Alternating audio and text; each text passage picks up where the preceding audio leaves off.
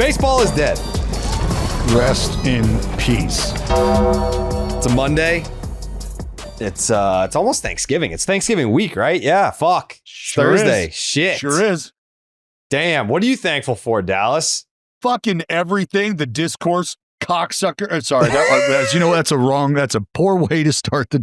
I'm thankful for you fellas. I'm thankful for everybody who helps us out. I'm thankful for the folks who listen. I'm thankful for baseball. I'm thankful for a decently active start to the free agency offseason.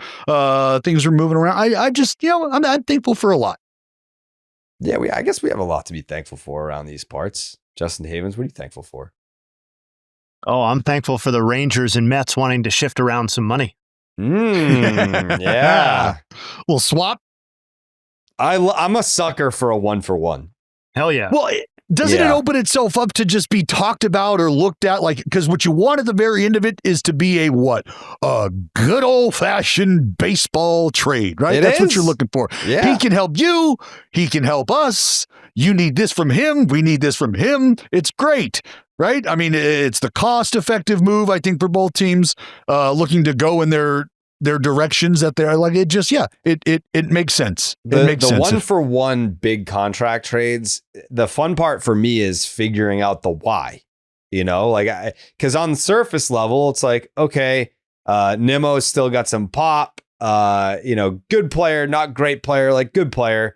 Semien, I guess, has like the power potential, but you're talking about a dude that's going to play every single day and he's going to make the defense better on the right side of the infield for the Mets, which is important. So like, all right, there's that part of it. But then, you can put on your tinfoil hat and be like, okay, the Mets traded an outfielder. They're going to need an outfielder. Everyone's talking about Kyle Tucker to the Jays, Kyle Tucker to the Dodgers. Did the Mets just become a major player in the Kyle Tucker sweepstakes? Like, that's where my mind goes. Or are they going to, I guess, pursue another trade for an outfielder? There's outfielders that could be on the trade market that could be had. So my, I guess, thought process kind of immediately goes to what's the next move for the Mets? Because there has to be a next move based on this deal. And I don't know, the way that their season ended, is it not the first of many moves for the Mets? Like, they kind of have to change it up, right? Like, that's where this is headed. Well, I mean, because this still does it now. Like, do you have any questions about Pete Alonso? Like, is that factoring into the question? Does that make it more likely that Alonso comes back? Well, that's or less just likely. To sort of answer your question with a question, that's where my mind starts to go, is if you're thinking about how they're going to supplement themselves, is it just sort of keeping the party going with the polar bear, or are we looking to bring in a new act in a Kyle Tucker type? Like, is that something you're doing? Because McNeil, I mean, you can go plug him out in the outfield. I'm not telling you that you're going to like what you're going to get from that production standpoint, which is why the move for Semien into this spot is a great thing, because it eliminates any question marks you might have about what you're going to get from that spot. Semien coming off a second Gold Glove, and even though it was a down year for him production-wise from an offensive side, I believe he was still a fucking 3-win player. So even in that regard, still very, very productive, and it's a piece that you can plug right into the lineup where Nimmo has been residing, which is in the middle, right? A meat and potato spot. And I think if you have a guy like Alonso to plug right back into that equation, you got to be pretty excited about that. But if it's a Kyle Tucker type that you're plugging into there instead of Pete Alonso, I think you're still pretty excited about that. But I think the biggest question with the Mets is, where is the polar bear going, and is he going to be a part of this puzzle? That's the question that I ask when we start talking about, or when you pose the question, are the Mets gearing up to make bigger moves? And I think we always kind of get sidetracked or we overlook the fact that a big move could still be bringing Pete Alonso back. That's still going to be a significant endeavor should they decide to go that route. Well, they still have a closer who wants a $100 million contract, and even if it's not $100 million, Edwin Diaz is going to get paid by someone, whether it's the Mets or someone else.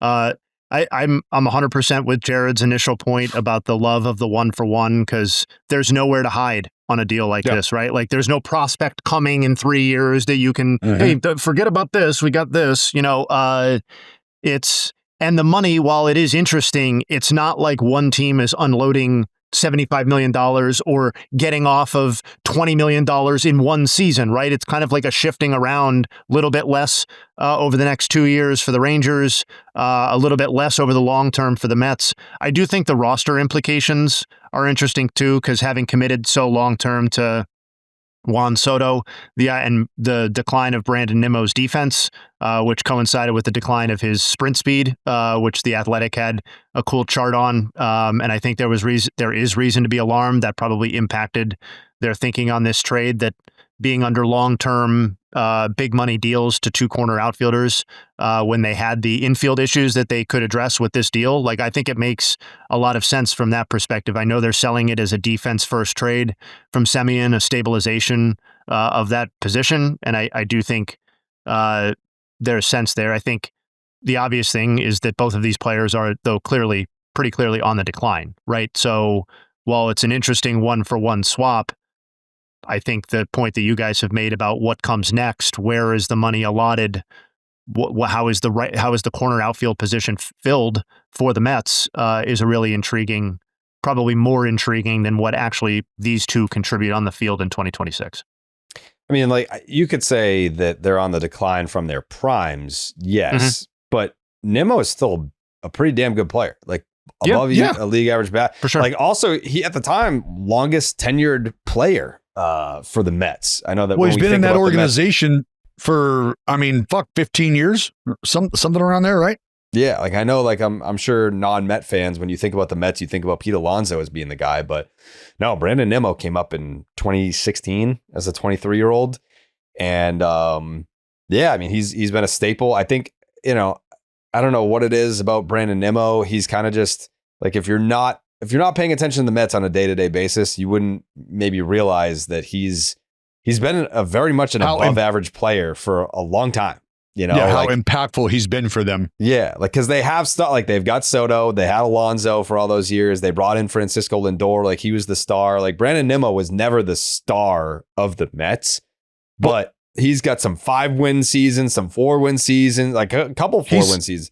Like he's been a perfect counterweight. He's been a perfect counterweight, right? Like when you think about literally what is the counterweight's purpose on a baseball bat, is to balance things out and give you just a bit better feel for the sweet spot. That's kind of what he brings to the table. He's not going to be the Juan Soto producer. He's not going to be that guy, but he's going to allow the lineup to balance itself out. And if he's somebody that you can plug into the middle of the lineup and feel good about it the way they have, then this is a dude who scored 80 plus runs the last 3-4 seasons or whatever it is.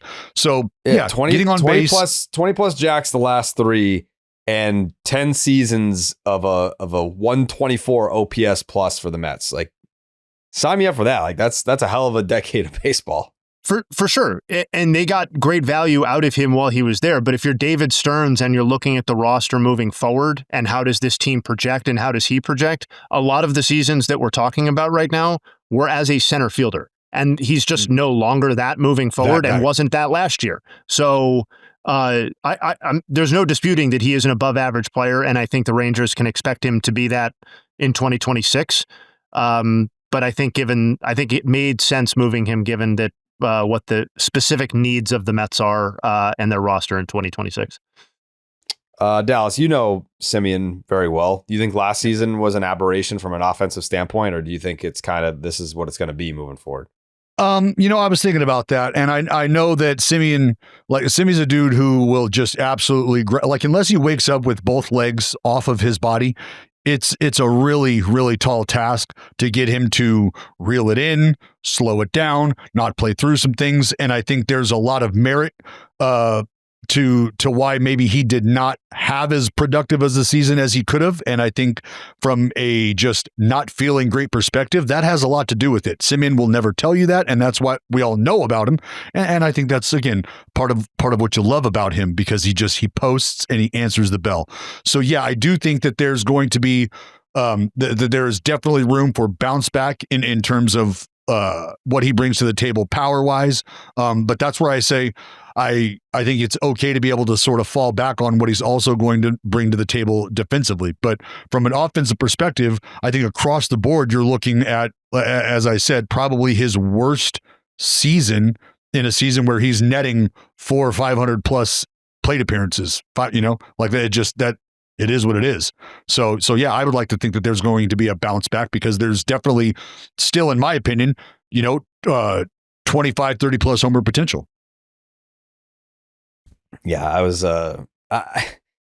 it was one of those things where I saw the trade come across from Passan, and I wanted to tweet about it, but I was just like, what I have to say about this is more than a tweet. Like, there's no like one liner, like there was no joke about it to make. It was kind of like, I'm excited to dive into it and have a discussion about it. I think it's fascinating, but there was no one-off sentence kind of reaction to a trade like this. But go ahead.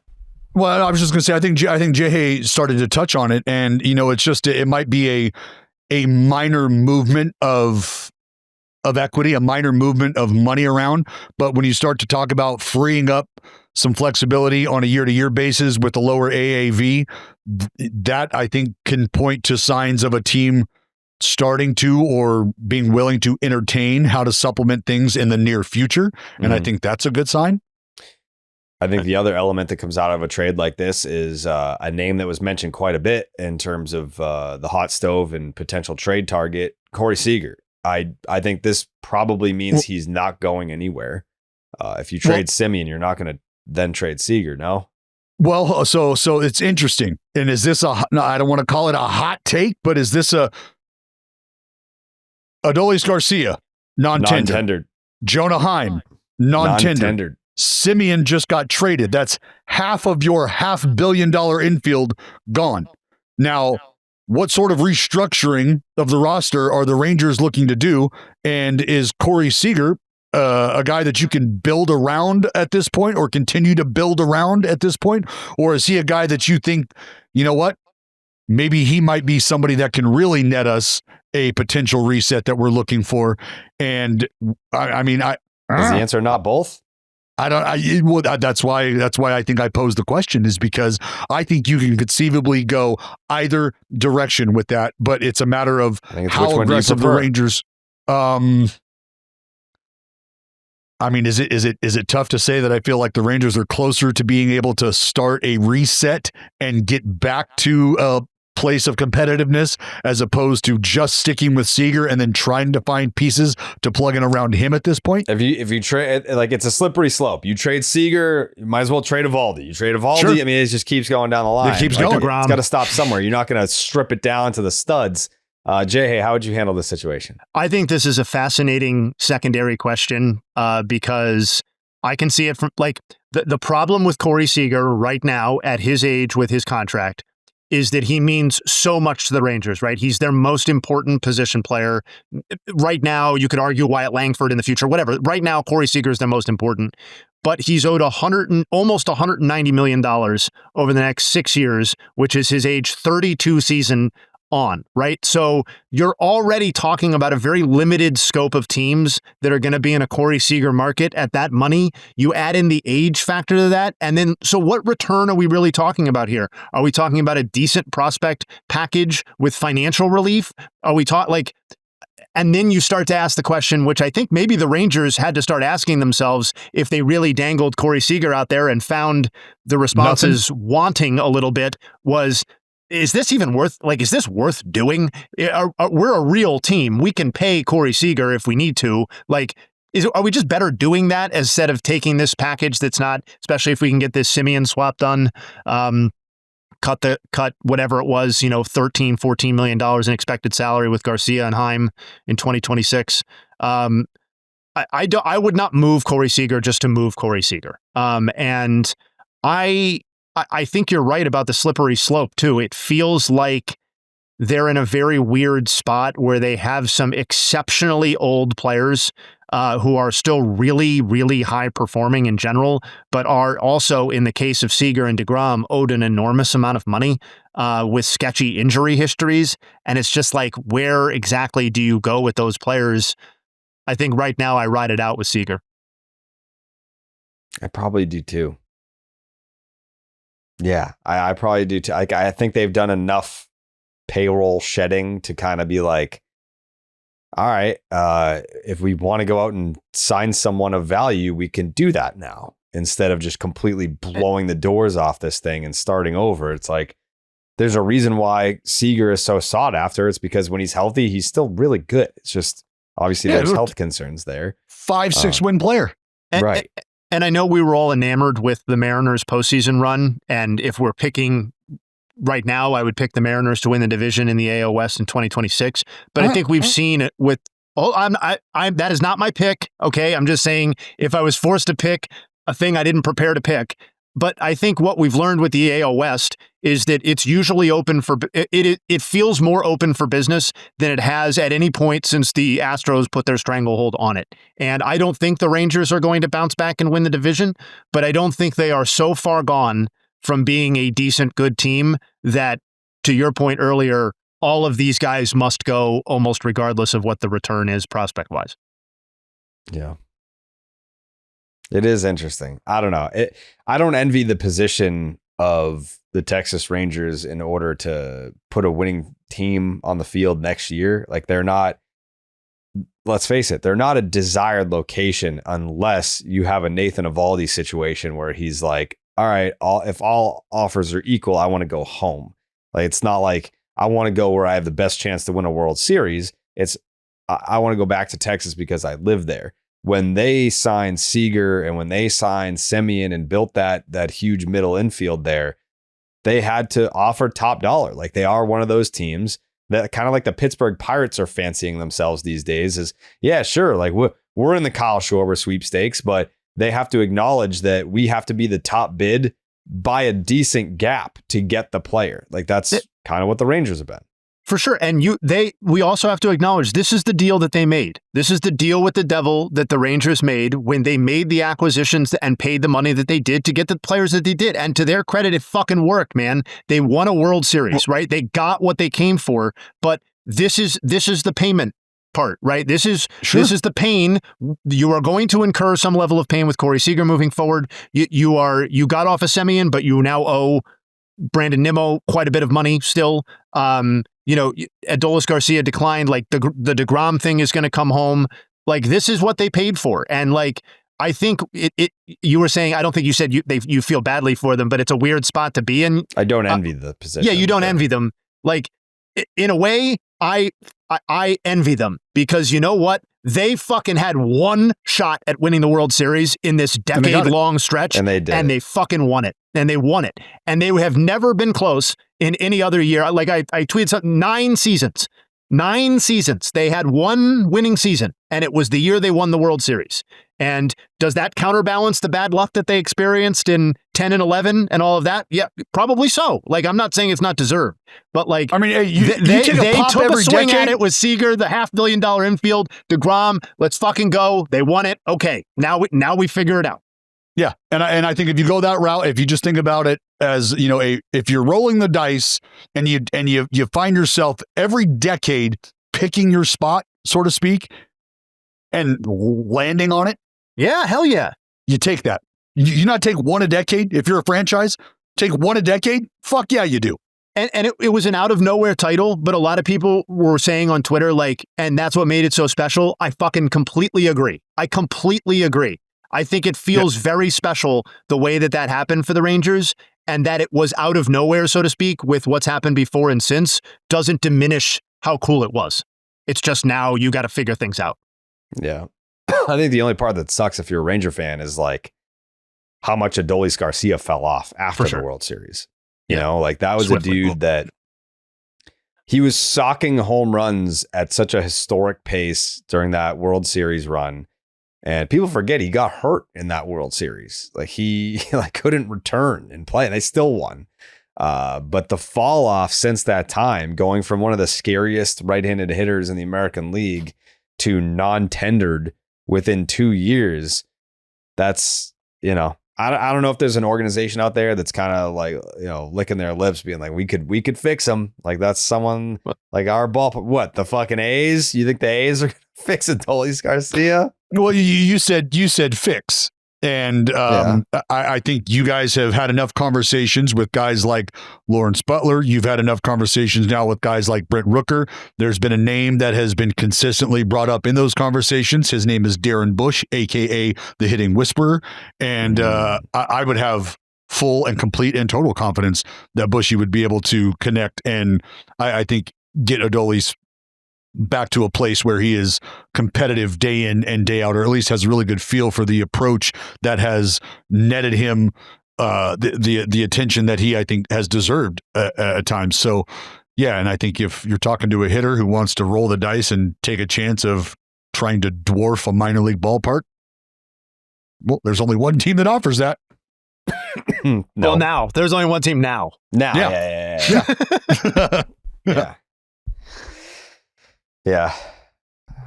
I don't know. It's fun, man. I like breaking down that shit, you know, because I think when you have a trade where, like, let's say it was, I don't know, Brandon Nimmo and 2 prospects for Marcus Semien and 3 prospects, then it's like, it's basically a 1-for-1. You're just muddying the water here a little bit. So the fact that they were just like classic 1-for-1, you take on, what is it, 5 years, 20.5 for Nimmo, and Semien's got what, 3 and like 26 per.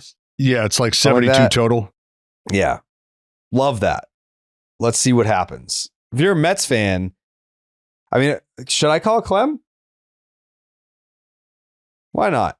You think? Yeah, we haven't heard from Clem in a while. Yeah, I want to know, like, because it's so hard to put myself in the mind of a Mets fan, because I'm just like, their brains don't work the same. Well, like I said, this is a guy who's been a part of their organization, since the day he entered pro ball. So yeah, like, I want to know, is there an emotional attachment to Brandon Nimmo that I don't know about? I think there is. There has to be. Like he like, if he's been there for it's the only team he's ever known. It's the only team he's ever known. Oh God! What do you want? What do you want? I'm trying to psychoanalyze not you specifically, but just the personification of a Mets fan. I can't get inside the Mets fan's brain. It's just, it works. It's built different. It works different. It behaves different. Is there an emotional attachment to Brandon Nimmo, or is it kind of just like whatever? Well, first of all, the Mets fan brain, there's a show coming out called Stranger Things, you know, for its final season. It's the upside down. That's what our brain looks like at all times. Yeah. There is a big attachment with Brandon Nimmo, and I do think it varies from person to person. You know, homegrown guys always have that special little, you know, grab to fan bases and stuff. Yeah. Whereas, you know, I had to argue for years, Francisco Lindor's not bad, guys. He's having a rough first season, but he's a big ticket item from somewhere else. He's really good. Whereas homegrown guys usually get like the pats on the butt. Everything's going to be all right. Yeah. The funny thing is, like, a few years ago, I was trying to argue with people, Brandon Nimmo's not bad, guys. He gets on base, blah, blah, blah. And then he became this center fielder that was, you know, starting to hit for power, getting on base, all that stuff. I also think, like, some people have kind of made him, like, I'm calling him Brandon Seaver. It's like, he's not Tom Seaver, guys, either at the same point. He's not even David Wright, who is, you know, my favorite Met of all time. He was here from day one. He was a first-round pick, and he loved being here, and I love Brandon Nimmo for that. But, like, it's kind of like, you know, a lot of things you read on social media, it's kind of gone a little too far with some people. And then you have the stone cold analytical people who are like, well, actually his defense and, you know, the OAA. I don't know what OAA means. I don't know what range means. I know I like having a good second baseman, though. We all know you know what range means, Clem. A vague idea. Are you excited about, because how we have phrased this and how we talked about it is this being a good old fashioned baseball trade and the ability to straight up really within the next year or two evaluate whether or not you are the winner or the loser of this trade, and it's going to solely be based on the individual production. I'm not sure how much you might know about Marcus Semien, Clem. I know you follow the game. Semien is now a 2-time Gold Glove defender, just coming off his second one last season. And he's a guy who posts damn near every single day. And even though he's coming off of his maybe worst career year offensively, still a guy who I think can bounce back and get back to the type of production you're used to. Is there any Is there any sort of excitement about Semien coming your way and what he brings to the table? Or is it just sort of a, you know what, let's light our candles for Brandon Nimmo. We'll say a prayer and we'll kind of just wait to see how it plays out. I mean, for me personally, like, I'm excited to have it because last year I did not enjoy watching Jeff McNeil dive for, ground balls. Or if we move Beatty there, then I have to watch Vientos or, Mauricio at third. And that was a whole adventure in itself. I'm looking forward to having a guy who can get to the baseballs. Now, you're talking about the Mets fan brain. That brain also has a long memory. And we remember trading for Roberto Alomar being like, oh my God, we got a Hall of Famer. And then the guy just fell off a cliff. There were rumors about him having AIDS. This is a hot on his truth. I remember, I'm like, really? Did this just happen? And so when you have a guy who's 35 or, just turned 35, and he did have a rough season last year by his standards, you're like, oh God, we already traded for the guy after he, took the step off the cliff. What's going to happen once he comes to the Mets? So that is part of this sensitive brain that we have as a fan base. But, and this is the other thing too, like, I'll be honest, not a big AL West guy, Dallas. I apologize. It's nothing against you. It's just I kind of just stick with my team at this point in my baseball fandom. And I sure as hell don't stay up to the 10 o'clock, first pitches. Even when the Mets are playing, I retired from West Coast games 3 years ago. I was like, I'm done. Once Dom Smith dropped that fly ball in San Francisco, I said, I'm done with this. Nothing good can happen at 1 a.m. when Edwin Diaz blows a save against the Dodgers or Dom Smith drops a routine fly ball against the Giants. So I retired from West Coast games. I'm going to take people like you, people that watched the AL West and, saw him in Texas, obviously saw him in Oakland, and he had that 1 year in Toronto where, hey man, if that's how you got to make a contract push, you know what? I want a guy who's going to be making that next push for the next contract. Whatever might go into his game, his body, that's his choice. I want guys who want to win. I want 2019 Astros on my team. Whatever gets us to the title. I know Jared knows, his manager knows what it takes to win, right, Jared? Sure, that's right. Yeah, sometimes you got to do what you got to do, Clem. You know what I'm saying? I love it. And that's why we go Stevie, too. Stevie does what it has to win. The SEC, hey, there was no charges. There were plea bargains or whatever. Just get the money in the pocket, get the trophy on the shelf. Everybody's happy at the end of the day. Stevie Robin the Hood Cohen. Mm-hmm. Didn't Mets fans basically force Mike Piazza to hold a press conference to announce he's not gay? I would say that was the media. Mets fans, now listen, Mets fans are probably making the calls to the radio station. I don't know if that was Mike and the dog who did that back in the day, but I mean, that was, I don't know if you guys saw, there was like the trend, like, what's the third most craziest headline you've ever seen in your life on Twitter? Yeah. And someone tweeted me, I'm not gay. And it's a picture of Piazza. That was a real headline, not Photoshopped, very real in the biggest market in the country. Yeah. And that was just normal. So yeah. Things are a little different around here, we'll just say. Yeah, no, we're well aware. It's I didn't want to speak for the Met fan on this trade. Are you pro, or is it kind of just like, are you against it, or is it just like it is what it is to you? This is the thing. Everyone after last season, which was, I mean, if it wasn't the most miserable season of my life, 2023 was. So, and then in the middle there was this magical season of 24. So it's such a mind cluster. You don't know how to think straight. But after last season, I think we're like, look, we got to make some real changes here. And we really have to move things. And that's not just moving the guys that nobody likes, right? Because you're not going to get any from them. It's going to take you're going to have to break some eggs, to make a omelet, you have to crush some eggs, as they said in Succession, right? So there's going to be guys who we're going to love, who are going to leave. Pete might leave if the money, I think, is exorbitant. And Nimmo, I think everyone's like, McNeil, I'll drive you to the airport. I think Nimmo was a little more sacred. And I think the last 2 or 3 seasons have really endeared him to the fan base, especially after 24, where he was really talking to the crowd a lot. So because of that, I think a lot of people are very much like, this trade's terrible, blah, blah, blah. I'm fine with it. It's I want to have defense at second. And I do think a lot of people are like, this is going to be a precursor to more moves. And obviously, big market brands who are like, oh, it's Tucker time or Bellinger.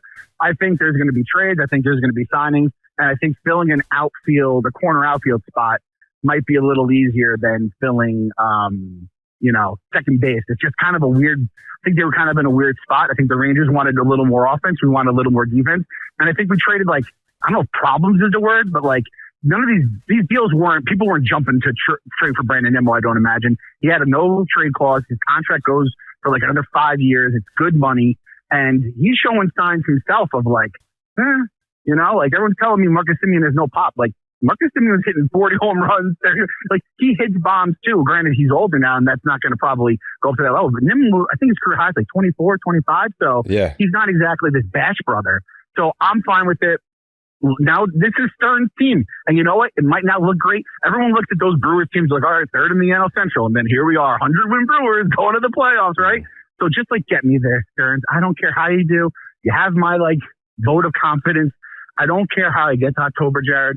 I just want to get there. So these phone calls, I'm happy when I answer. What the Jay Rocket? How's it going, baby? Instead of just me wiping my tears away with tissues as I talk to you. Yeah, I mean, this is more of a positive Mets call, I would say, because we can pivot the conversation to Pete Alonso. You mentioned him. His name has come up a lot around these parts. I know Red Sox fans would love to have Pete Alonso if his Mets tenure is done, but I don't feel like even before the Nimmo trade, I didn't feel like the door was closed with the Mets. I felt like it was kind of unlikely, but do you think there's a correlation between the Brandon Nimmo trade and the likelihood of an Alonso reunion increasing? Yeah, that's what a lot of people are speculating, is that by getting rid of those tail end contract years and the money, you're then allowing maybe to extend Pete a little more than you would have liked in terms of money or years and stuff like that. And then you're having Semien at second, who can then maybe clean up some of Pete's mistakes or, the stuff he can't even get to at first. And then at some point he's going to DH, which again, Nimmo's going to go to DH at some point probably. Our beloved Juan Soto sooner or later, probably. Like you can't have 7 DHs. Mark Vientos might already be a DH. Right. So with Pete, I do think that this could be it's going to hurt losing Nimmo. I think most Mets fans would say if they had to choose between Pete and Nimmo, they would have chose Pete. So I think in the end, that might be the glass half full for the Mets fan who wanted to keep the homegrown person. But still, I mean, you guys hear these words all the time. The core, the core had to change. There's just been nothing. Even the years 22 that were great, they just ended so miserably. 21 was a dud. 23 was the second least favorite Mets season in my life, which I know is saying something. 25 was the worst. And then 24 was magical, but it still didn't get to the goal. And I don't know, man, even in that playoffs with Nimmo, he was just dragging that foot around. And you're like, man, is this guy kind of on the wrong side of the hill here? But Pete, biggest time Pete and his numbers were going straight down too. They obviously spiked this year, but once he gets the deal, once he hits the other, continues hitting the other side of 30, it's where are we going to end up there? So I don't want Doug Mientkiewicz at first base if Pete leaves, but I also want a guy who has a glove, has a bat. I know we're not going to get both. My thing with Pete is if he comes, great. If he wants to leave, wants to take every last buck and the Mets don't want to offer it to him, I guess I'll have to live with that down the road.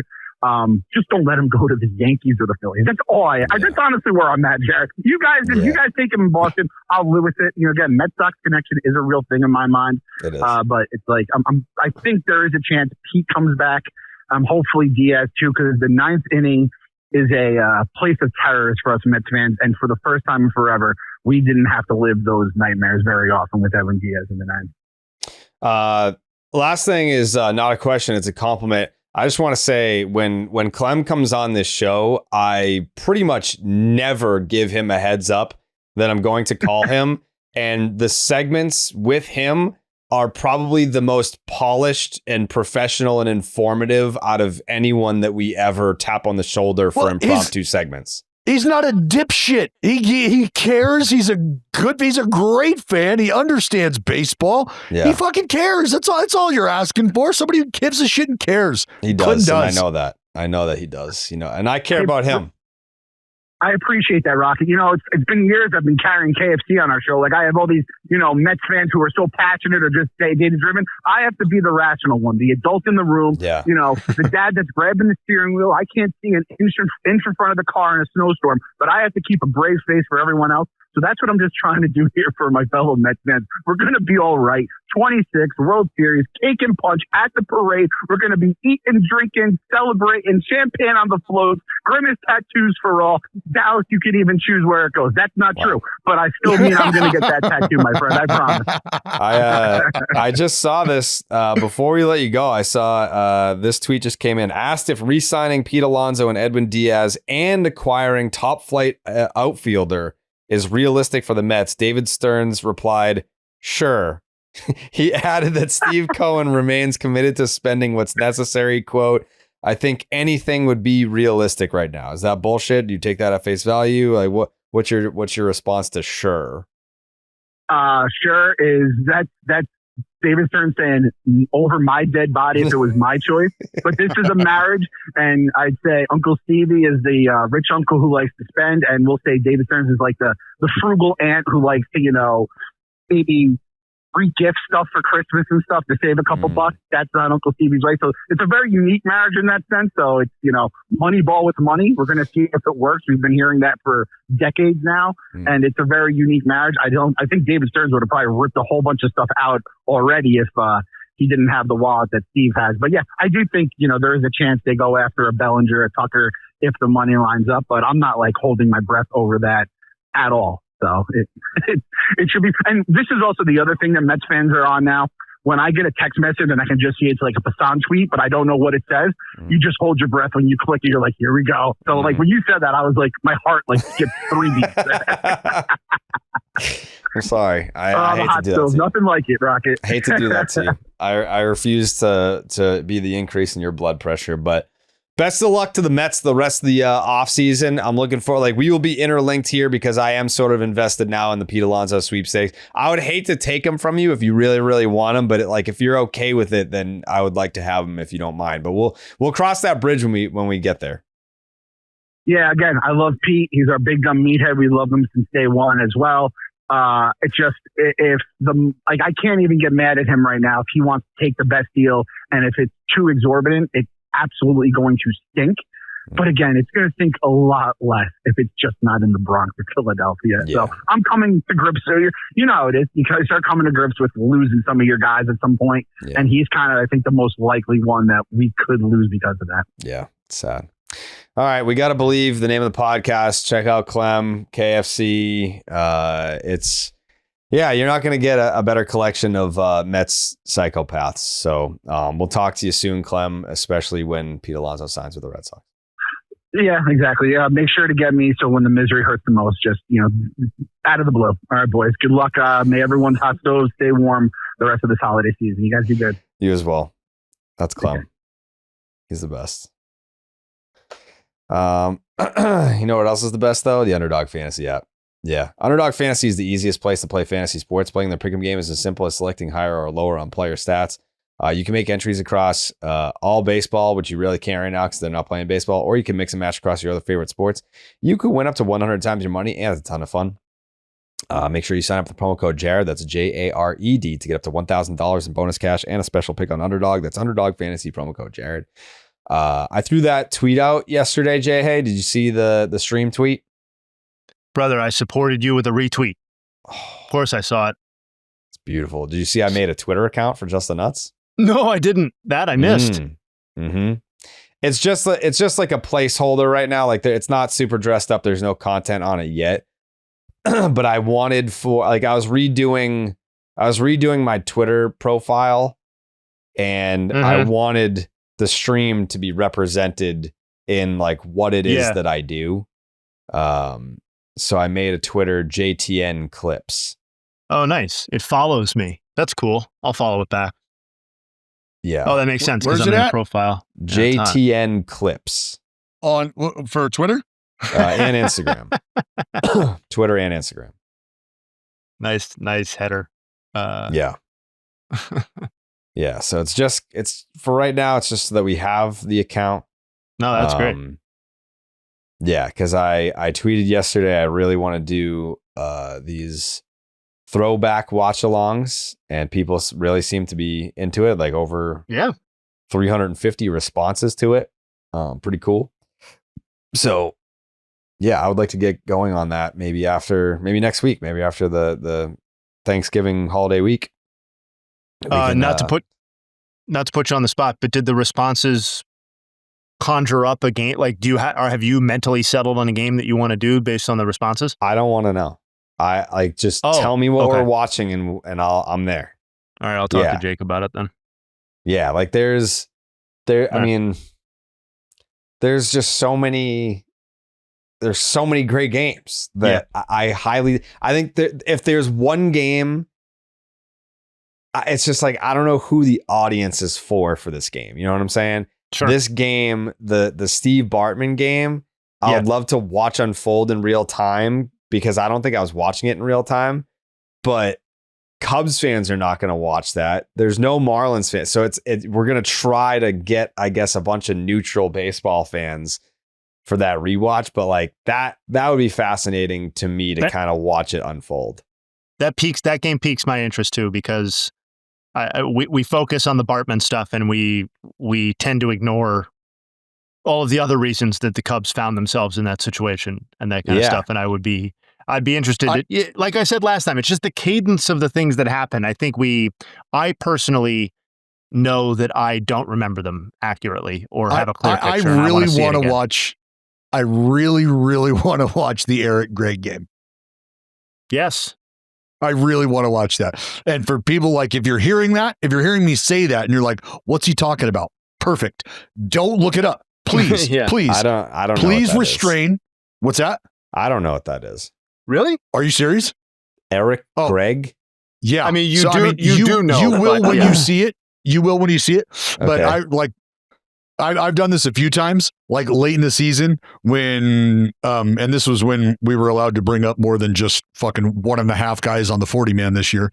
And you could bring multiple rookies up and we'd be hanging out and I would put that game on, like fucking throw it on the computer, put it on the TV and just like watch their reactions, like not even say anything. Cause like, you know, going over old at bats and like, we're just looking at cool shit. And then you throw that game on and they're like, what the fuck?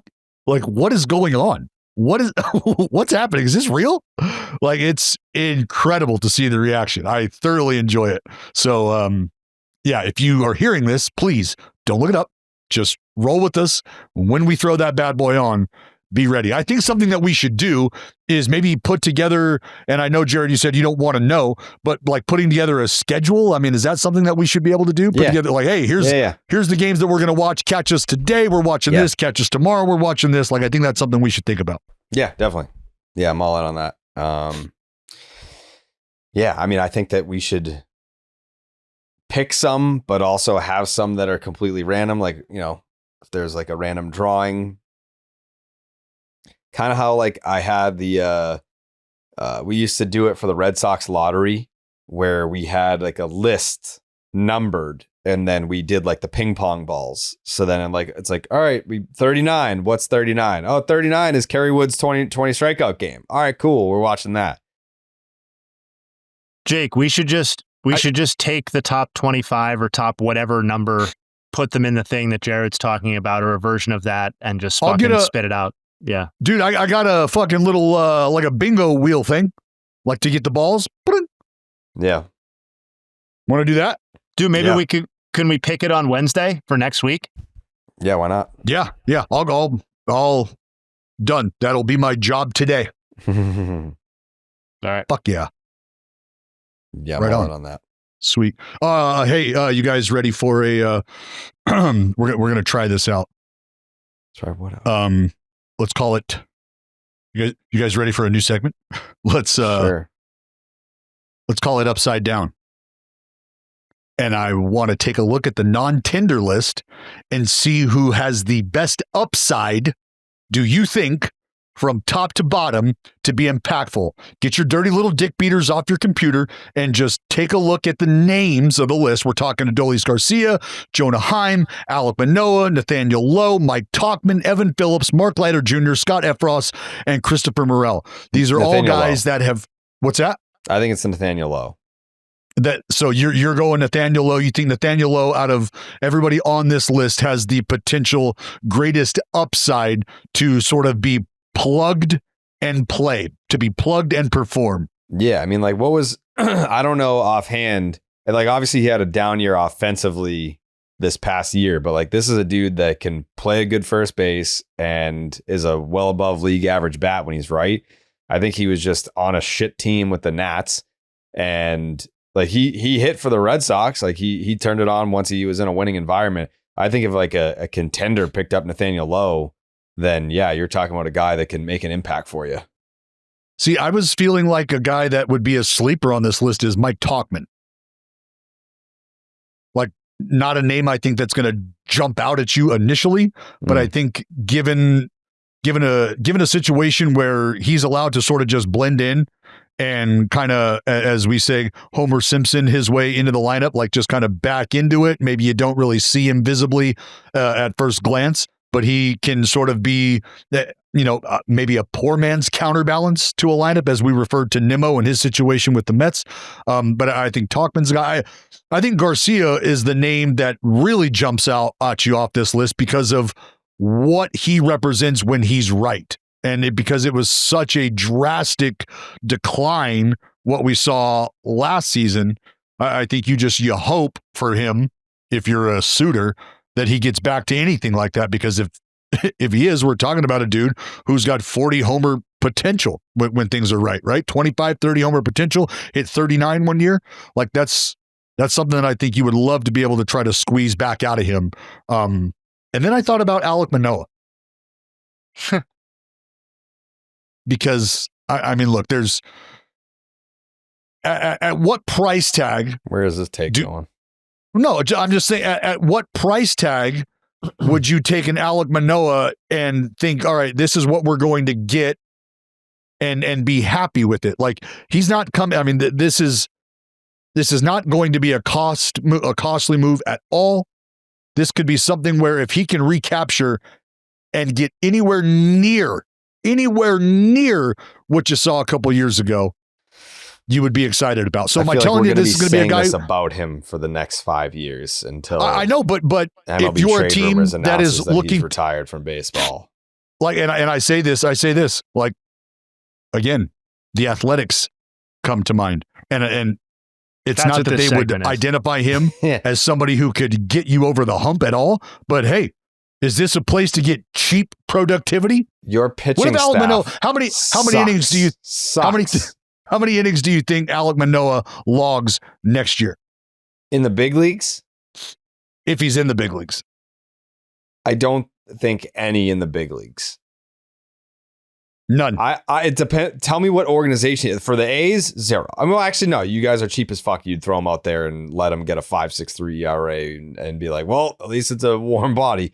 But if he goes to like the Dodgers or like the Braves, I don't know. Like, there's teams where I would feel confident in them being able to tinker with him and hopefully get him. Like, I don't think we'll ever see like all-star level Alek Manoah again, which is sad and unfortunate. Like, I'm a big fan, but I mean, it's been long enough now between present and the last time that he was great that I think that ship has sailed. I think the hope now is, can we get him back to being like a back end of the rotation guy so that he has a job in the big leagues and he can make his money that he should be entitled to for how good he was, like I don't know. It bums me out. It bums me out that this is where it's at with Alek Manoah.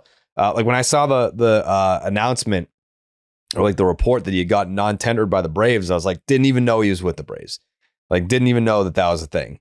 But I guess it depends largely on the organization. If he's with an organization that I can trust to fix him, and yeah, I could see him getting some big league innings.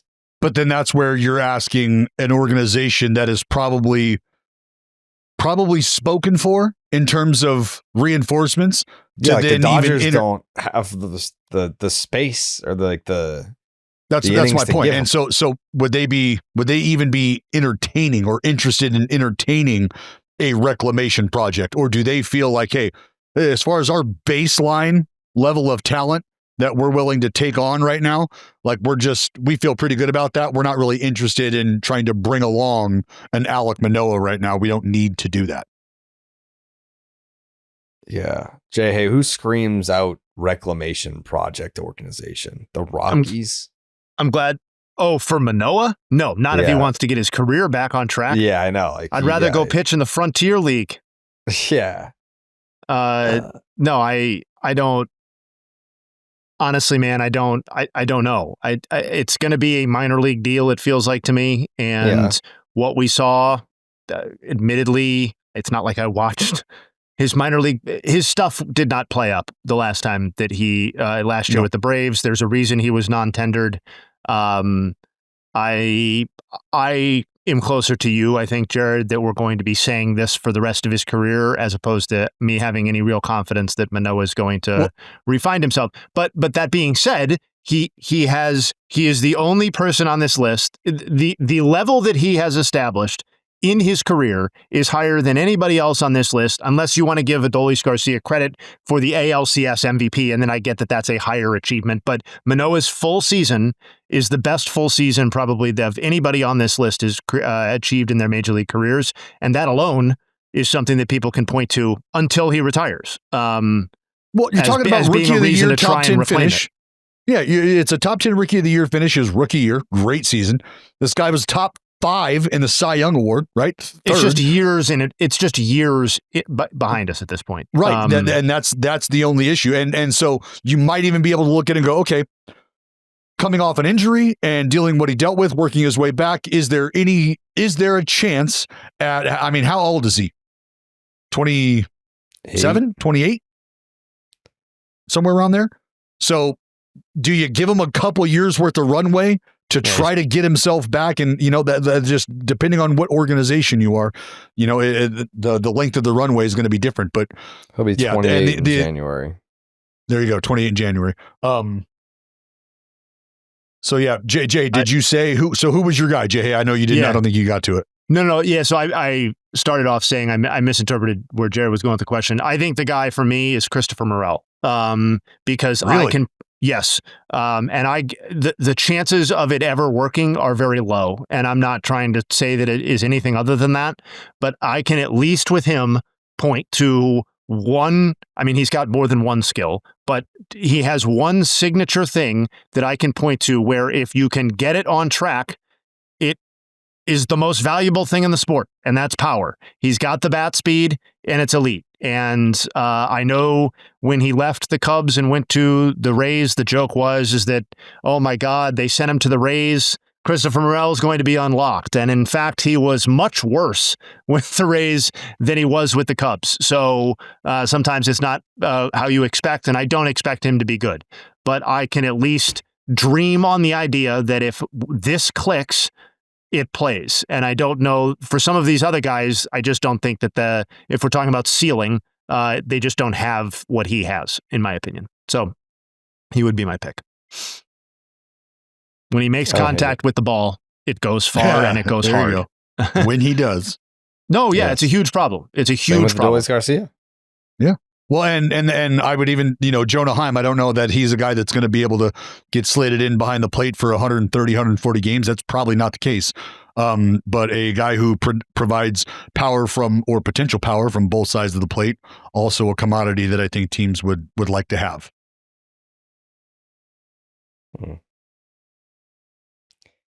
Anyone surprise you that got non-tendered? Feel like I guess like Jonah Heim surprised me until I looked at the defensive numbers, and then I was like, oh, all right. Yeah. No, I'm not surprised by anybody on this list. No,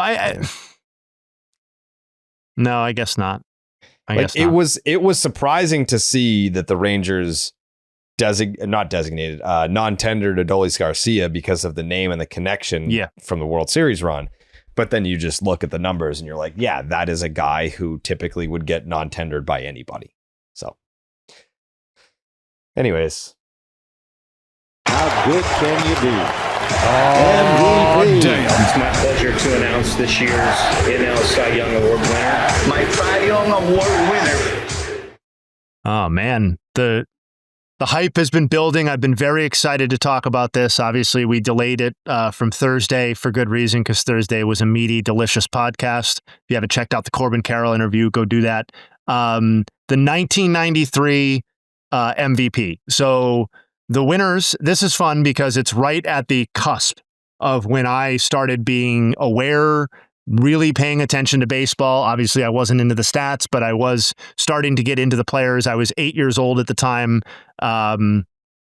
And Frank Thomas specifically, while not my favorite player, was definitely one of my favorite players growing up. So he won the AL MVP in 1993, and the NL MVP was Barry Bonds. We are going to start on the Barry Bonds side because it is what we like to call more straightforward, at least in my opinion. Bonds led Major League Baseball in homers with 46, slugging 677, both OPS and adjusted OPS 1.136 and 206. That's right, a 206 adjusted OPS. Total bases 365 and intentional walks 43. He led the National League in RBI with 123 and on base percentage 458. So again, this is one of those seasons where when people make the argument Barry Bonds was a Hall of Fame player before the whatever you think happened, this is a season that they would be citing. It was his career high for homers up until that point. He had never before achieved even 35 homers, let alone 40. It was his third career MVP at the time and his first with the Giants. It was his first season with San Francisco after signing as a free agent and leaving Pittsburgh. He had also won in 1990 and in the previous season in 92. So this represented back-to-back MVPs for Barry Bonds, obviously with two separate teams. Through this point in his career, Bonds was averaging 31 homers and 39 stolen bases a season. So nearly a 30-40 campaign on average. Averaging 30-30, Jayhay. Averaging a 30-30. Averaging a 30-30 and fucking damn near averaging a 30-40 with a 917 OPS and a 155 OPS plus per 162 games played. And this season would be his highest career OPS, 1.136, and OPS plus 206 before his run of 4 consecutive NL MVPs from 2001 to 04. So if you want to say this was the pre-allegation high mark for Barry Bonds, you would be justified in saying that. Across his 2 MVP seasons from 92 and 93 this season, he had 74 homers, 80 stolen bases, slashed 324, 467, 652. That's a 1.109 with a 205 adjusted OPS, 226 RBI, 238 runs, and 19 wins above replacement. At the time, this season was the first time that someone had been intentionally walked 40 or more times in a season since Willie McCovey in 1970. So it had been 23 years since somebody had been intentionally walked this many times, and it is the only season in MLB history featuring 40 homers, 20 stolen bases, and 40 intentional walks. Arbitrary numbers for sure, but an interesting snapshot at the type of season that Bonds was putting up. The only players to put up consecutive seasons with an OPS plus of 200 or better since integration, which is 92 and 93 for Bonds, are Mantle, Bonds himself this year and then the later run, and Aaron Judge. There have only been 10 non-shortened seasons better by OPS plus since this season happened, and 4 of those are by Bonds himself. The other 3 are by Judge. Yeah. 3 by Judge, 1 by McGuire, 1 by Bagwell, and 1 by Frank Thomas, although not the season we will be discussing in a second. Only 6 seasons have been better by B-War. 3 of those are by Bonds himself, 2 by Judge and 1 by Sosa. And by F-War, he was the best position player in baseball this season by more than 2 wins, 10.5 to 8.4, him over Griffey. And by F-War, by B-War, the only players to put up better seasons since this happened are Bonds, himself, and Aaron Judge. Now, I just laid out what I think is a pretty straightforward case for Barry Bonds as the MVP of the league in 1993. What some people will push back on, if they are going to make a case otherwise, is most likely a pitcher. Rijo! So Jose Rijo put up a pretty massive number by wins above replacement, B-War. It was 10.1 when you factor in his hitting. He received 0.9 wins above replacement from his offensive contributions alone and 9.2 wins above replacement from his pitching contributions. Now, why am I not being a slave to wins above replacement and saying that Barry Bonds' MVP is going away in favor of Jose Rijo, who finished 21st in the voting that season.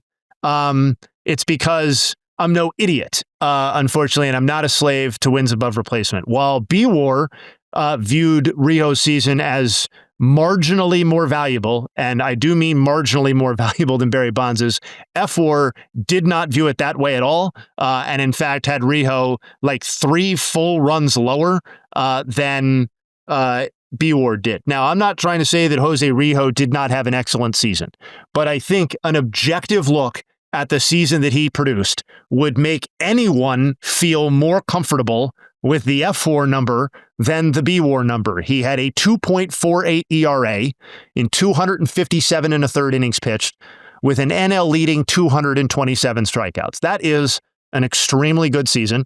It is, in fact, worthy of a Cy Young season. But did you realize that he didn't even fucking win the Cy Young that year? So didn't win that one. So that went to Greg Maddux. Right. We can relitigate that at a separate time, although I think that's an interesting statistical breakdown because I think B-War has a lot of explaining to do, quite honestly, because among other things, Maddox's ERA was lower and his innings pitched were higher, and he finished 3.4 wins above replacement behind Jose Rijo just on the pitching side. But nevertheless, there were several pitchers that season who had impressive, I would say, inflated B-War numbers that were not going to reward with a fraudulent MVP. Instead, we are going to keep it with Barry Bonds in, I think, which is ultimately one of the easiest calls to keep an MVP with somebody that you can find. It is one of the great seasons in our lifetimes from an overall contribution standpoint or just an offensive standpoint, if you want to look at it that way. And again, if you think what Aaron Judge is doing right now is impressive, and it fucking is, I'll be at the top of the mountain singing that. This is Barry Bonds doing what Aaron Judge has done over the last couple of seasons. And just to put a specific number on it, F-War had Jose Rijo at 7.1 wins above replacement, which is 3 below where he was by B-War, and had him actually behind Greg Maddux in F-War and just fractionally ahead of Randy Johnson, who again was in the AL, so not a direct comparison, but certainly not enough evidence to overturn a Barry Bonds MVP. Any reactions there? This is when we say that when we talk about Aaron Judge doing Barry Bonds type shit, this is the prime example of that. It's not like that this kind of stuff had never been done before. Well, I mean, to an extent it had not. And that's why it's so special to see what Aaron Judge is doing these days on such a consistent basis, because we have seen similar seasons like this piled on top of each other, and it was by this dude right here. So that's why you appreciate this. I love the Rijo shout out, Jayhay, because as always, when we have an idea of kind of what you're going to be breaking down, I think instantly that's where my brain goes, is because I roll up the sleeves and see if I might be hiding in the bushes as you walk up the doorstep to knock on that door. Is there a pitcher that I can throw into your face, that I can aim at your forehead? Absolutely. Before you start knocking on doors? And Rijo would have been the dude. And you touched on the season that Maddux had 8 complete games, 267 innings. That led the season, or that led pitchers that year. But yeah, I think Barry, I love contextualizing this dude's greatness, because I think for a lot of people, and understandably so, they've done away with even giving a shit about what this dude was capable of doing and what he did. So it's just it's a nice little subtle reminder of the greatness of an individual player. I'm surprised that the gap between Bonds and Lenny Dykstra wasn't closer in the voting, given the time period. Lenny Dykstra led the league in hits with 194, scored 143 runs to Bonds 129, and walked 129 times. And I it sounds crazy, but like, Bonds hit 336, Dykstra hit 305, and that might have been the difference maker in this one. No. You got to look at, I mean, there's 2 numbers right away that I think really contextualize the performances. Barry Bonds quite literally drove in twice as many runs as Lenny Dykstra did, and Barry Bonds hit more than double the amount of homers that Lenny Dykstra did. So when we're talking about just an aesthetically pleasing performance, you're looking at a dude who 1 out of 2 times he comes up, he's on base. So if he gets 4 at bats, you can pretty much guarantee he's on base almost 2 times out of those 4. And it's coming either via a fucking blast, right? Or some sort of impactful play. Well, and the fact that he was also present defensively matters, not taking anything away from Lenny in that regard. But I think when we start to talk about... You're looking at it through the lens of 2026. I'm looking at it through the lens of 1993. Where that's where those numbers come into play, because as we go back in history, it's those big round numbers that I always talk about, especially when we're talking about 50s, 60s, 70s, where if we're having a Cy Young conversation and the numbers might bear out to an extent, a guy deserves it more. I think you can instantaneously look at just the win-loss and start to go, 20-game winner, that's why he got the votes. And for a guy who's popping 40-plus homers compared to a guy in Lenny Dykstra who didn't even hit the 20-homer mark. It was 336, 46, and 123. They saw that and said he's the MVP. They got it right. Sure. But there's, I feel like the gap should have been even bigger based on how Bonds performed that year. But I think you're right, and the Dykstra shout out's a good one, because I think part of what's happening here is that he's getting the overwhelming amount of credit for the Phillies' success that year. The Phillies won their division. That was a bit of a surprise.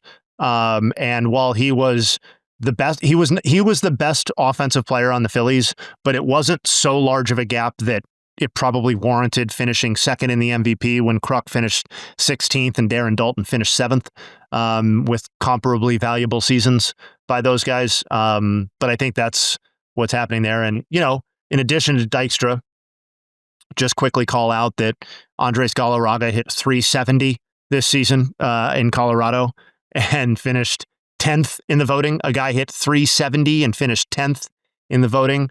Marquise Grissom also threw up a 19-homer, 53 stolen base season, which finished 8th, appropriately so, but finished 8th.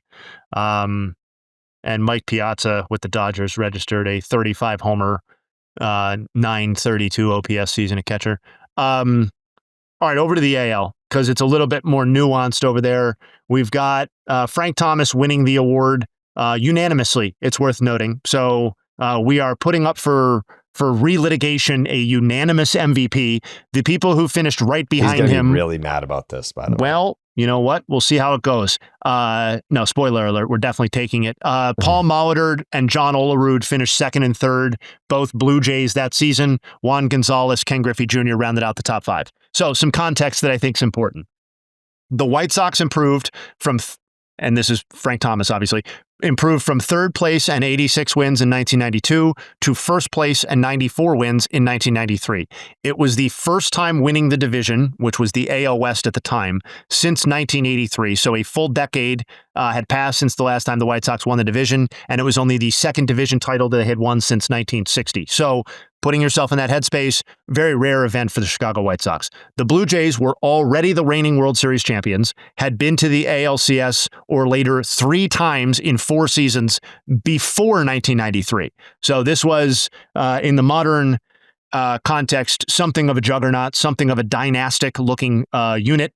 Paul Molitor led Major League Baseball in hits with 211 and finished second in the AL MVP voting, ahead of teammate John Olerud. Molitor was brought over from Milwaukee after 1992, where he'd finished 10th in the voting with Milwaukee, and was 36 years old at the time. 93 was Molitor's highest ever MVP finish. And meanwhile, Olerud was 24 and had garnered a 4th place finish in the AL Rookie of the Year vote in 1990, but otherwise had not done a ton. So you have this, because a lot of people are saying, well, John Olerud is obviously a guy who should have gotten more consideration. As we go into this, I'm trying to provide a little context as to who was getting credit for the Blue Jays and why John Olerud was not necessarily that person unfairly. John Olerud's case, because as you're going to notice here, I'm not really going to make the case for Frank Thomas, because there is no real case to be made for Frank Thomas. And that's kind of crazy to say out loud about a guy who is a no doubt Hall of Famer, who was unanimous, and who would go on the very next season, admittedly something of a shortened year, to have an even better campaign. Olerud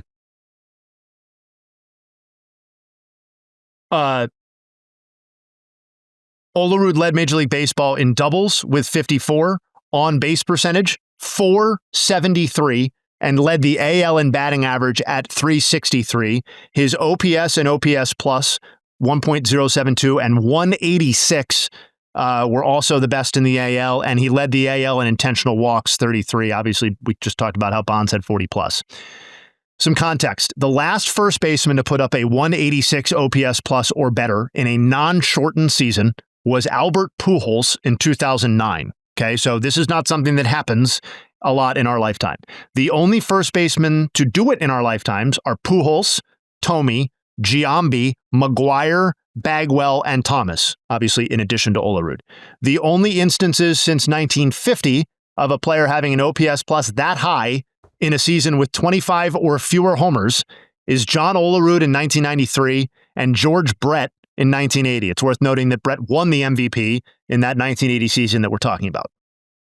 Olerud's 93 season is one of 4 seasons in Major League Baseball history to feature at least 33 intentional walks and a 360 batting average, along with Barry Bonds in 2002 and 2004 and Ted fucking Williams in 1957. So Bonds, Ted Williams, John Olerud. It is the only season in Major League Baseball history featuring at least 30 intentional walks and at least 50 doubles.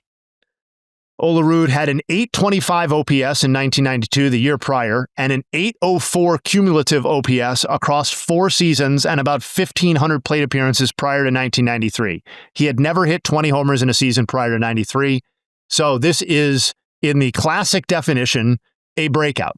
Took about a half decade, but this is a breakout. He would never again achieve this level of success, despite being a very, very good, excellent baseball player. What does WAR say about this? Fangraphs has Olerud second among AL position players at 8.1, slightly behind Ken Griffey Jr., hint, hint, but definitively ahead of Frank Thomas, 6.3. So Olerud is 1.8 ahead of Thomas, and Griffey is 2.1 ahead of Thomas, which we'll get to in a little bit. B-War has Olerud second among AL position players at 7.8, again behind Ken Griffey at 8.8, a win behind Griff. B-War has 3 pitchers in the top 5 overall, which I referenced earlier with Rijo. Kevin Apier, 9.3, and Mark Langston, 8.5. That's another one to question the Rijo stuff, because Apier and Langston were similarly very, very good seasons, but probably not quite as good as those numbers suggest. Fangraphs has 0 pitchers ahead of Olerud and has Rijo and Apier and Langston considerably lower than Olerud as well. Just to hammer home the point about Frank Thomas, Thomas hit 46 points lower, had an on-base percentage 47 points lower. His slugging percentage was only 8 points higher despite 17 more home runs. And that's where doubles, homers, what's jumping off a page, what's bringing in voters, fair to question. Thomas's weighted runs created plus was 9 points lower than Olerud. So it was definitively a worse offensive season. There is no case to be made that Frank Thomas's offensive season or season overall was better. However, before we just anoint John Olerud, let's pump the brakes a second. Ken Griffey Jr., who finished 5th in the voting, behind Juan Gonzalez, hit 45 homers, had 17 stolen bases, slashed 309, 408, 617, and was the best position player in the AL by both forms of wins above replacement.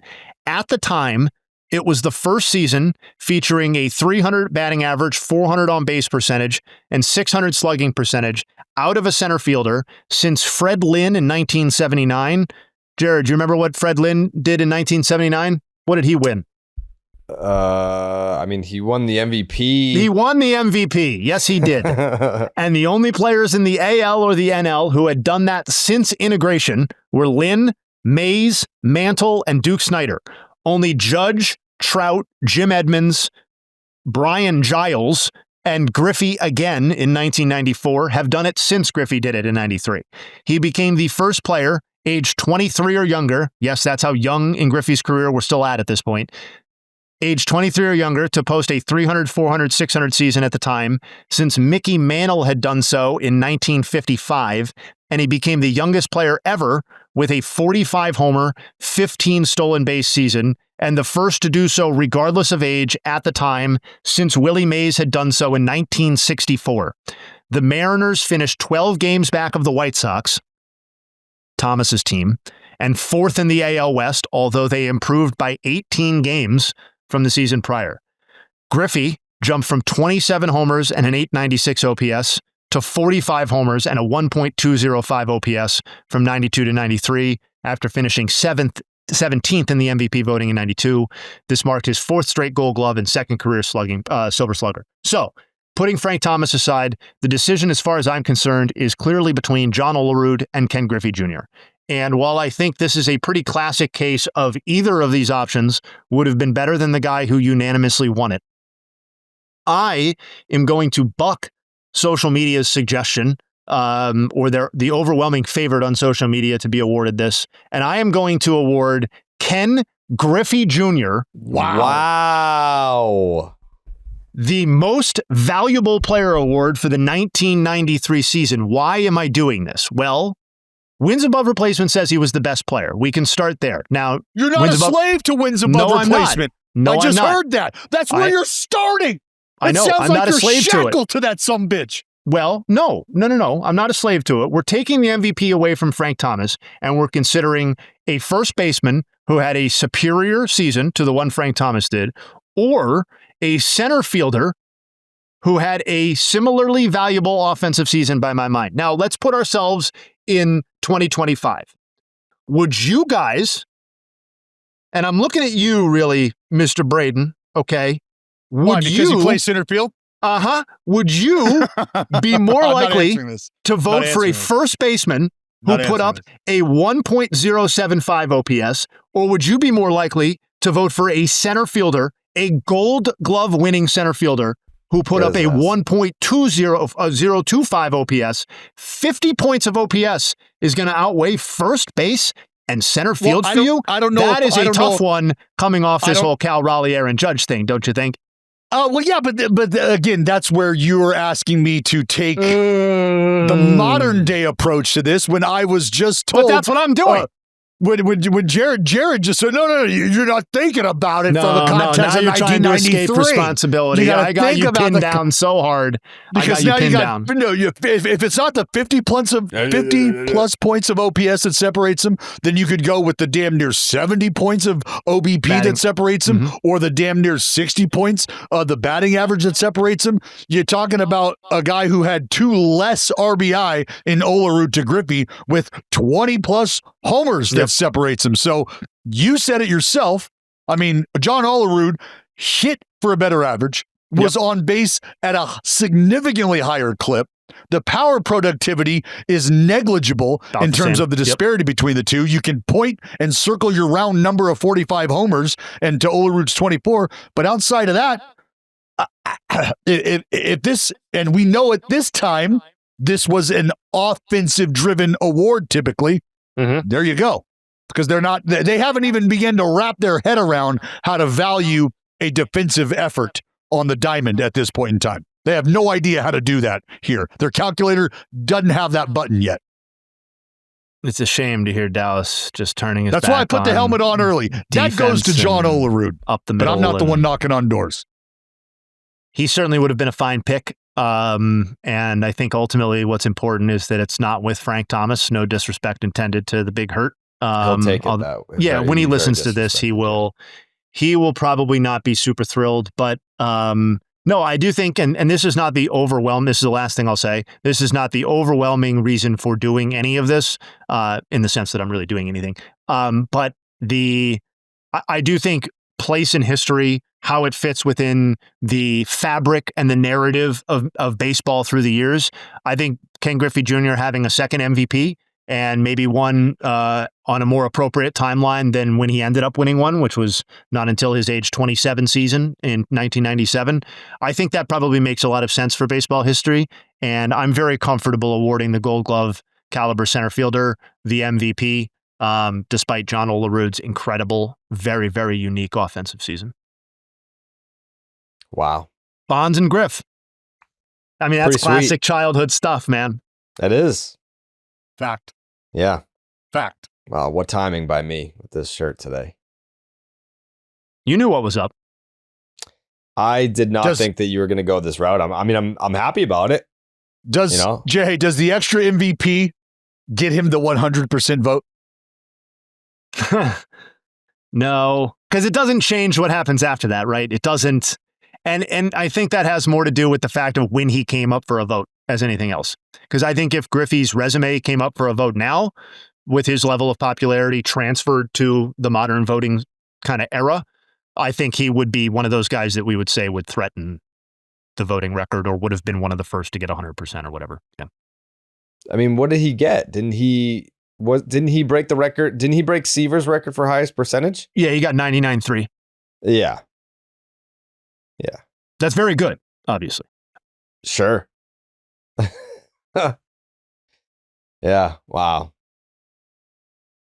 I am going to recommend BetterHelp to Frank Thomas after this one, though. It's a good idea. Yeah. Maybe some Blue Jays fans, too. Jeez. Yeah. I mean, he's going to want to have to talk about this. He's going to have I know he's going to have some thoughts. But thank you to BetterHelp for sponsoring today's episode. This episode is sponsored by BetterHelp. We always appreciate those folks over there. Very much so. The thing about therapy is that it can give you the space to create new, meaningful traditions, providing clarity amid the holiday chaos. The holidays are a time for traditions. Some people have many in their family, while others have none or are just beginning their own. I'm just beginning my own this year. We're hosting Boxing Day. Yeah, it's the day after Christmas because no one wants to give up their traditions. As we're discussing now. We will be hosting Boxing Day at the house. That's Canada's Christmas, right? Yeah. Yeah. Yeah. Mm-hmm. Now's the time to reflect on what they mean to you or rewrite those traditions and make your own. That's what we're doing. Like perfecting a hot chocolate recipe. I mean, what's the recipe for hot chocolate? It's just water and chocolate, right? Some milk. No, I mean, whipped cream, marshmallows. Those are toppings. Maybe some chocolate Those are sprinkles. Toppings. Yeah. Well, I digress. Part of the recipe. What the fuck? Or continuing your great aunt's sweet potato pie. I love a sweet potato pie. Incorporating therapy into your new or existing traditions can help you ensure you take time for yourself during what can be a very joyful but sometimes hectic and lonely time of the year. Share your family traditions for the holidays or one that you'd like to create. All right. Let's see. We could talk about both because I feel like this comes up every single Thanksgiving. We kind of we're like, oh, what are you doing for Thanksgiving? What are you doing? For me, I go to my godparents, and that's where I always traditionally give a shout out to my Auntie Carol because of her cookies and her meatballs. And I remember there was one time, probably 7 years ago, and we tell this story all the time at family gatherings, where people thought, or at least Jayhay thought, what is Auntie Carol's meatballs? Is that like a brand? And I was like, no, my Auntie Carol makes the meatballs, and they're fantastic. Actually, we went out to dinner, I don't know, maybe a month ago, and it was the first I ordered meatballs as an appetizer, and it was the first time in my life I had ever had a meatball that wasn't made by someone I was related to. Is that weird? Not really, because I'll tell you this. I look at people totally they've got 5 heads whenever I hear them order a meatball sub I'm like, hold on, what? Yeah. This just is begging for a bowl of pasta. And you have opted for bread. You've opted to put sauce on bread, meatball on, and then a cheese. And if you're throwing anything on that thing other than a fucking shred of Parmesan, I look at you like you are psychotic. Yeah. So do you feel that way about chicken parm? Being weird that what it has like toppings on it? Well, no, because I feel like the chicken parm, like it's a pasta dish too, right? Like you can order the parm like a chicken with the parm noodles sandwich. Like That's what I'm saying. I don't That's look what at I'm saying. A chicken parm sandwich. Yeah. Anywhere near the same way that I do a meat, because it's like a meatball on a sandwich, ball on a sandwich, meatball on it. No, put the meatball on the plate of pasta. Chicken parm. So we're it's talking like a chicken Freudian cutlet. thing. Okay. Yeah. Just conditioned to. Yeah. So yeah, I felt like I was cheating on Auntie Carol's meatballs by having someone else's meatballs. So they were good, I'll say that. But on Thanksgiving, I'm probably just gonna have a plate of meatballs, if we're being honest. That's it. No turkey. None. Just like none. 12 meatballs. Wow. Yeah. I mean, look, hey, traditions are traditions. But I mean, do you traditionally not eat turkey? I like turkey here and there. I just don't like being told to eat turkey because it's a specific day. Like, you don't tell me when I'm having turkey. Oh, gotcha. All right. Yeah. Rebel without a cause. Yeah. BetterHelp therapists work according to a strict code of conduct and are fully licensed in the United States. BetterHelp does the initial matching work for you, or you can focus on your therapy goals. A short questionnaire helps you identify your needs and preferences, and our 12 plus years of experience and industry leading match fulfillment rate, which means that they typically get it right on the first time. If you aren't happy with your match, switch to a different therapist at any time from their tailored recommendations. With over 30,000 therapists, BetterHelp has one of the world's largest online therapy platforms, having served over 5 million people globally. And it works with an average rating of 4.9 out of 5 for a live session based on over 1.7 million client reviews. This December, start a new tradition by taking care of you. The BID listeners get 10% off at betterhelp.com/baseball. That's BetterHelp, HELP.com/baseball. Okay. Final thoughts. Short week. We'll be back on Wednesday, obviously because of Thanksgiving. Family Feud will be back on Wednesday as part of that episode. The throwback live streams potentially next week, it sounds like. Hey, can I make a suggestion? Please. We do a specifically Thanksgiving centric Family Feud. Yes. I'm on it, baby. Same page. Yeah. I haven't submitted anything yet, but I was thinking along the same lines. So yes, there's going to be some bullshit about pie in there. Like, hey, you know what, man? Pie? You know what? Yes, yes. Some of the questions will have required you to have eaten food. Yeah. Well, guess what? Yeah. I've never had pie. I never will. Yeah. How about you get off the teat one time and explore something outside of a deep fried fucking chicken tender? I'm gonna double down here. I'm gonna say fuck pie. That's that is easily, I mean, that's probably your worst take on the planet.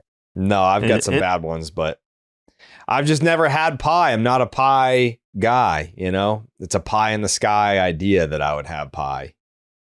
No, I don't know why. This guy. It's just not for me,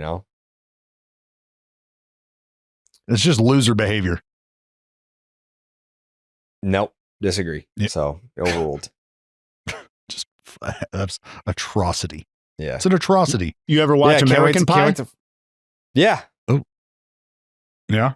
Yeah, I've seen it. Speaking of American Pie, hey, are Ellen's brownies on the menu for Thanksgiving? Ellen does not make brownies for Thanksgiving. She does make.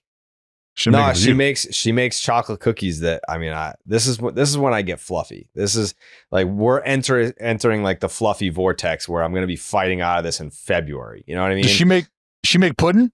I'd love to dip into some Ellen's pudding if she makes pudding.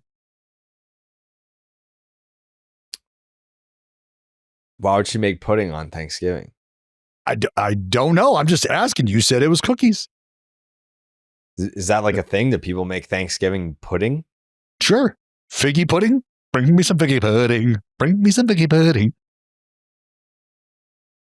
Yeah, I'm going to say no to that. I'm going to say that there's no pudding and that you're not. Like a banana, they got banana cream pudding.